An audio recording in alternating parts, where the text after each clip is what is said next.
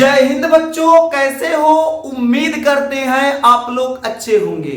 प्यारे बच्चों, आज का क्लास लेकर फिर आप सबके बीच उपस्थित हो गए हैं। आज के क्लास में हम लोग अध्ययन करने वाले हैं जनन स्वास्थ्य। क्या अध्ययन करेंगे? जनन स्वास्थ्य। आज एक नया और बेहतर अध्याय शुरू हो रहा है। एक क्लास 12 बायोलॉजी अध्याय संख्या 3 तीसरा अध्याय है, जिस अध्याय का नाम है जनन स्वास्थ्य। मुस्कुराते हुए मेरे देश के अच्छे बच्चे नोट्स बनाइएगा, कॉपी लेके बैठिएगा और साथ साथ नोट करते चलिएगा और आप अपने हाथ से नोट्स बनाते रहिएगा, बेहतर नोट्स बनाइएगा। आपका यहां से इस चैप्टर से 1 नंबर नहीं कटने देंगे, ये हमारा आपसे वादा है। मेहनत से पढ़िएगा, लगन से पढ़िएगा या ईमानदारी से पढ़िएगा। अगर आप मेहनत, लगन, ईमानदारी ये 3 चीज आपके पास है तो कोई माई का लाल ये नहीं है जो इस चैप्टर से आपका 1 भी नंबर हटा दे, क्योंकि ये चैप्टर इतना बेहतर आपको पढ़ाने वाले हैं कि मां कसम पूरा मजा ही मजा आ जाएगा। तो मुस्कुराते हुए अध्याय का नाम नोट कीजिए, जनन स्वास्थ्य। जनन स्वास्थ्य को हम लोग रिप्रोडक्टिव हेल्थ बोलते हैं, नोट कर लीजिएगा। इसे हम लोग क्या बोलते हैं? रिप्रोडक्टिव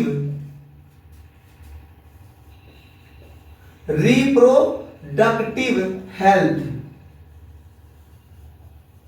क्या बोलेंगे? रिप्रोडक्टिव हेल्थ, जनन स्वास्थ्य, रिप्रोडक्टिव हेल्थ।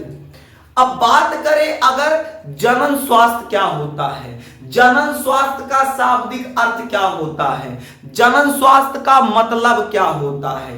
जनन स्वास्थ्य का मतलब ये होता है, जनन स्वास्थ्य का अर्थ ये होता है सामान्य कार्य करने वाले स्वस्थ जननांग, यानी ऐसे जननांग जो सामान्य कार्य करें और स्वस्थ हों, ऐसे जननांग को जनन स्वास्थ्य के अंतर्गत रखेंगे। तो नोट कर लीजिएगा। नोट क्या करेंगे मेरे देश के नौजवान? नोट करेंगे जनन स्वास्थ्य, जनन स्वास्थ्य, जनन स्वास्थ्य का शाब्दिक अर्थ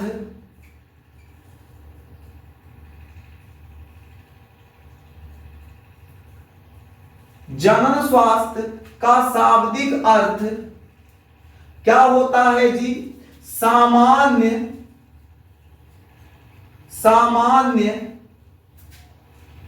कार्य करने वाले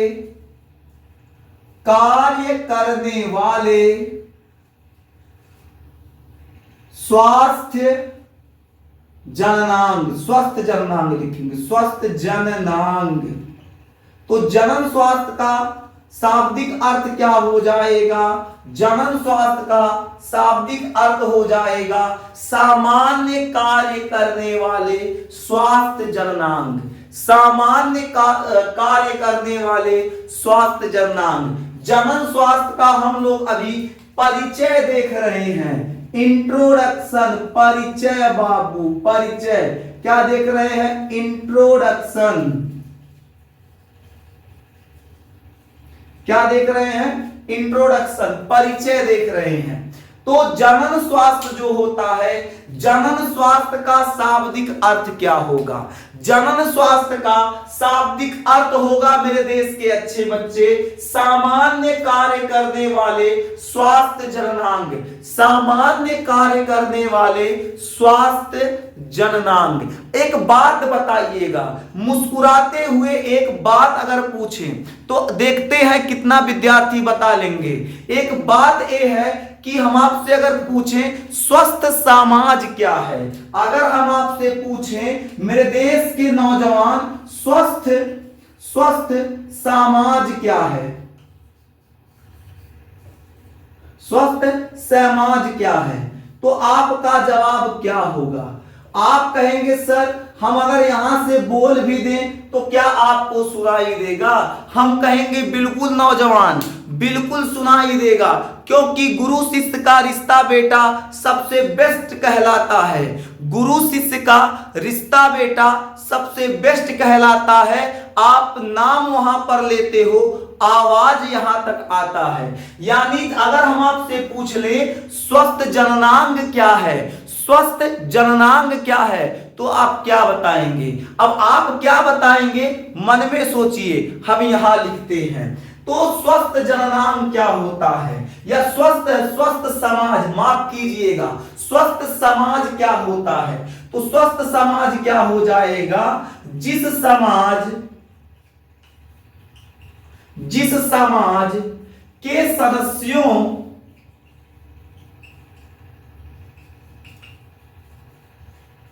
सदस्यों के जननांग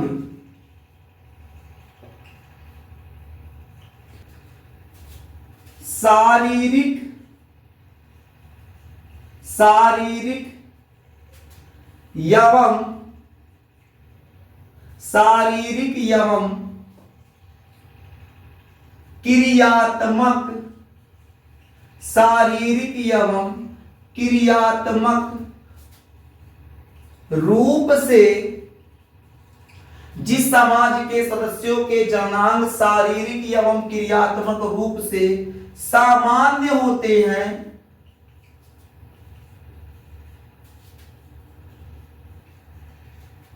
ऐसे समाज को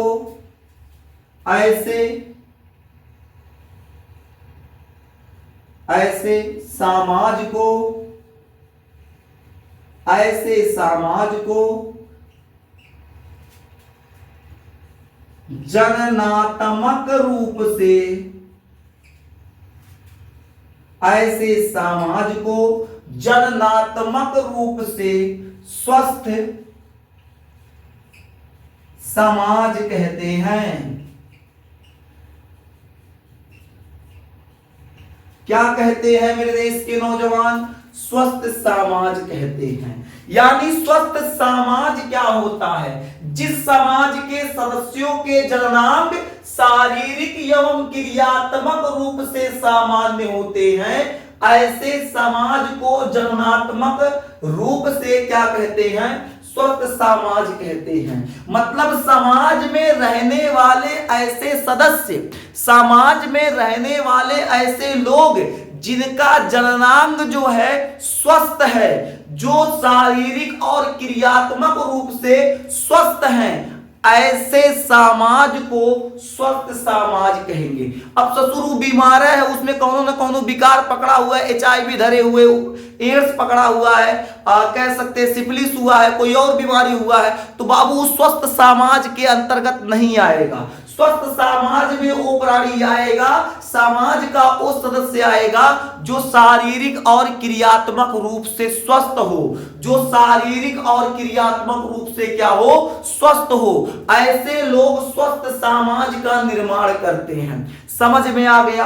अब देखिए, समाज को स्वस्थ बनाने के लिए मेरे देश के अच्छे बच्चे, समाज को स्वस्थ बनाने के लिए WHO जो है निरंतर प्रयास कर रहा है। WHO जो है समाज को बेहतर बनाने के लिए निरंतर प्रयास कर रहा है। अब कहेंगे मालिक, मास्टर, जल्दी बताओ WHO क्या है? तो हम कहेंगे बाबू WHO का मतलब होता है world health organisation.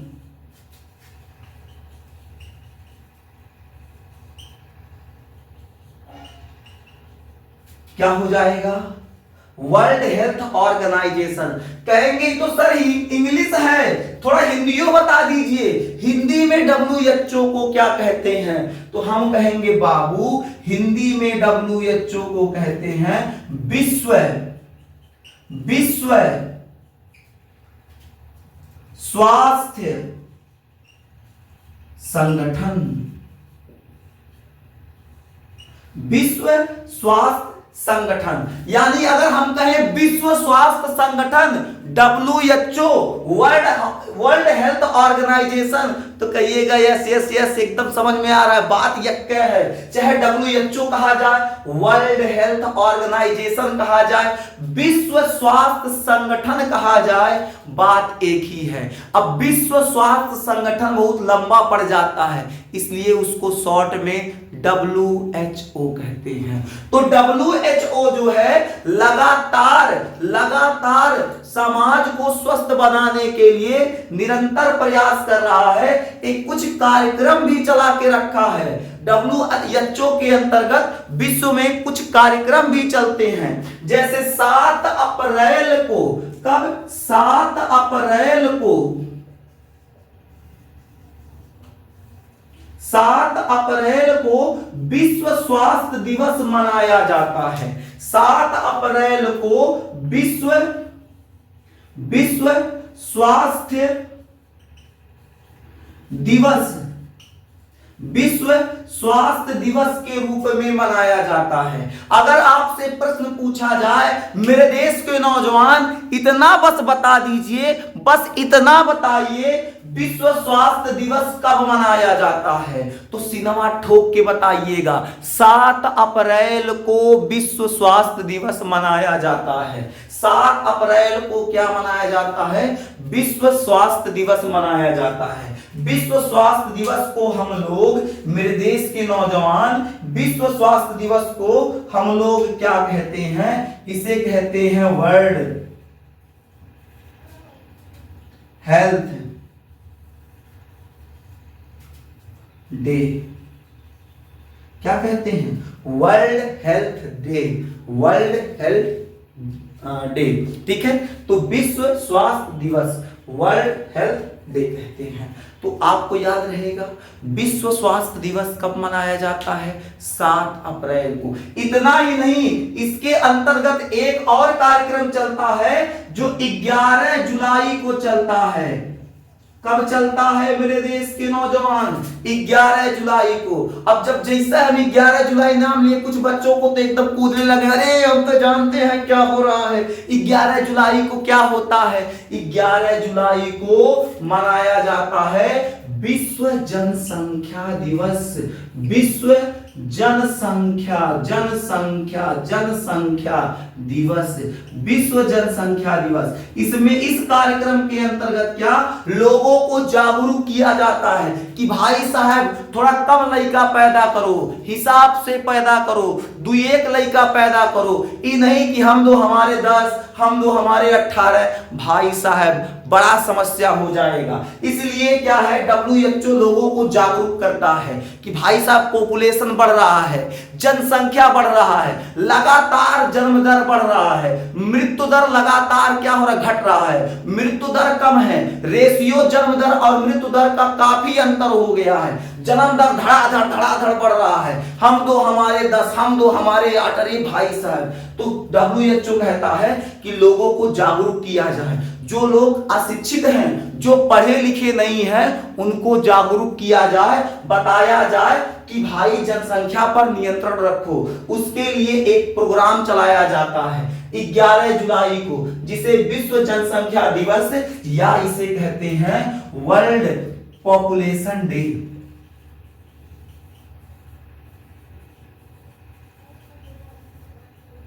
World population day के रूप में जाना जाता है। क्या इतना बात समझ में आ गया मेरे देश के अच्छे बच्चे? अगर समझ में आ गया तो नोट कीजिए, फिर आगे बताते हैं इसमें और क्या जानकारी है। मां कसम पूरा चैप्टर में आनंद आएगा, मजा आएगा। चैप्टर बड़ा इंटरेस्टिंग है मेरे देश के अच्छे बच्चे। जबरदस्त पढ़ाई कीजिएगा, सिनेमा ठोक के पढ़ाई कीजिएगा, मेहनत से लिखिएगा, मेहनत से पढ़िएगा। एग्जाम में इतनी स्पीड बना के रखिएगा, जब एग्जाम दीजिएगा तो आपके कलम की इतनी जबरदस्त स्पीड हो कि जब आप अपने आंसर शीट पर आंसर लिखे तो बगल वाला माथा पकड़ के बैठ जाए, बाप अब हमारा क्या होगा? कुल तो क्वेश्चन का आंसर ये दे देगा, कुल नंबर तो ये उठा ले जाएगा, अब हमारा क्या होगा? इतनी जबरदस्त स्पीड होनी चाहिए। इसको नोट कीजिए, फिर आगे बताते हैं।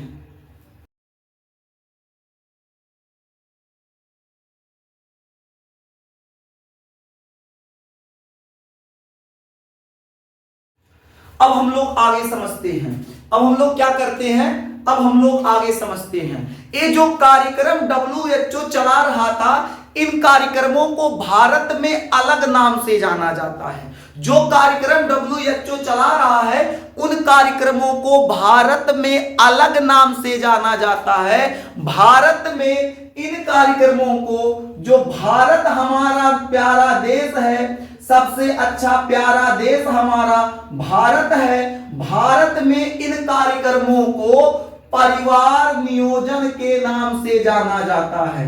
परिवार नियोजन, किसके नाम से? परिवार नियोजन। अब परिवार नियोजन क्या होता है उसको आगे समझेंगे, अभी बस इतना जानिए, ये जो कार्यक्रम विश्व स्तर पर चल रहा है, WHO चला रहा है, भारत में इन सब कार्यक्रमों को एक अलग नाम से जाना जाता है, जिसे परिवार नियोजन या फैमिली प्लानिंग कहते हैं। क्या कहते हैं? फैमिली प्लानिंग कहते हैं मेरे देश के अच्छे बच्चे। क्या कहते हैं? फैमिली प्लानिंग कहते हैं। प्लानिंग प्लानिंग प्लानिंग कहते हैं। क्या कहते हैं? Family planning. फैमिली प्लानिंग को आधुनिक समय में, आज के समय में इसका नाम बदल दिया गया है। आज के समय में फैमिली प्लानिंग को आज के समय में क्या कहते हैं? तो आज के समय में परिवार कल्याण के नाम से जाना जा रहा है। किसके नाम से? परिवार कल्याण के नाम से जाना जा रहा है। फैमिली प्लानिंग की शुरुआत कब हुई, इसको समझते हैं मेरे देश के नौजवान। फैमिली प्लानिंग की शुरुआत 1951 ईस्वी में हो गया था। 1951 ईस्वी में फैमिली प्लानिंग की शुरुआत हो गया था।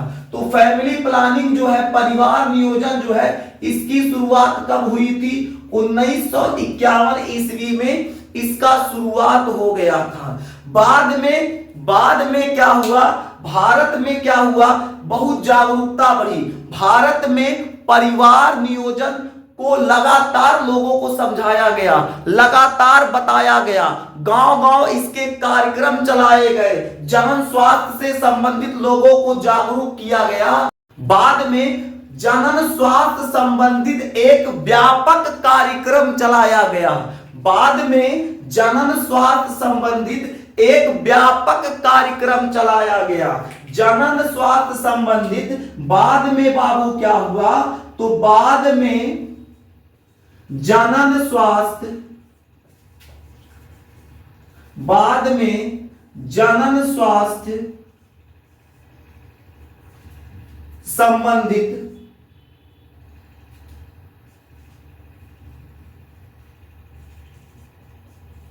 बाद में जनन स्वास्थ्य संबंधित एक व्यापक कार्यक्रम चलाया गया। एक व्यापक कार्यक्रम चलाया गया, जिस कार्यक्रम को RCH के नाम से जाना जाता है।